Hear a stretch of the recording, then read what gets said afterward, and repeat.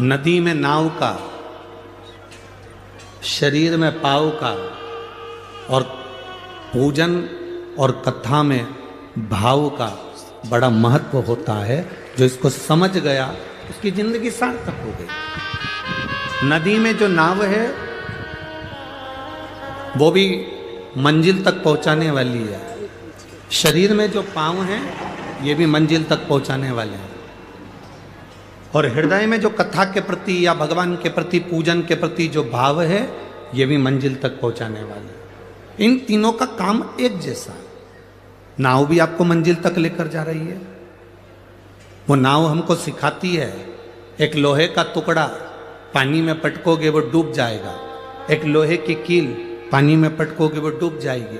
पर वो लोहे की कील जब लकड़ी में ठोक दी जाती है, वो लोहे की कील जब लकड़ी में ठोकी जाती है और लकड़ी में ठोकने के बाद वो लोहे की कील भी नाव बनकर उस लकड़ी के साथ मंजिल तक पहुंच जाती है। यह हमारा शास्त्र कहता है, लोहे की कील को वैसे ही पानी में छोड़ोगे तो डूबेगी, लोहे के कीले को पानी में छोड़ोगे तो वो डूब जाएगा। पर वो लोहे का कीला अगर लकड़ी में ठोक दिया जाए तो वो बहता बहता मंजिल तक पार उतर जाएगा। उसी तरह हम भी एक लोहे की कील की तरह हैं। अगर शिव महापुराण की इस लकड़ी में, शिव महापुराण की चंदन की संविधा में अगर हम अच्छे से ठुक गए, अपने मन को अच्छे से लगा लिया, तो समझ लेना कि हम भी मंजिल तक पहुंच गए, पार उतर गए।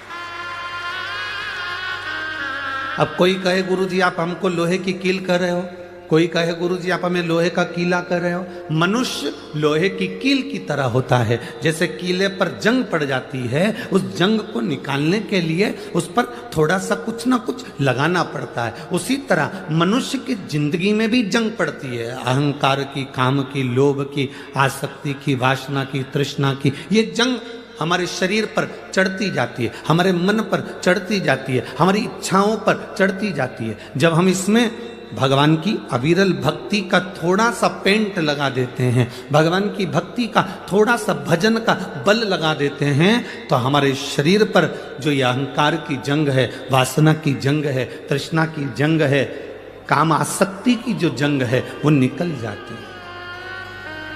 नदी में नाव का, शरीर में, जम के बोलो, पाँव का। ये अगर शरीर में पाँव नहीं हो ना तो फिर मंजिल तक पहुंचना बड़ा कठिन, बहुत कठिन।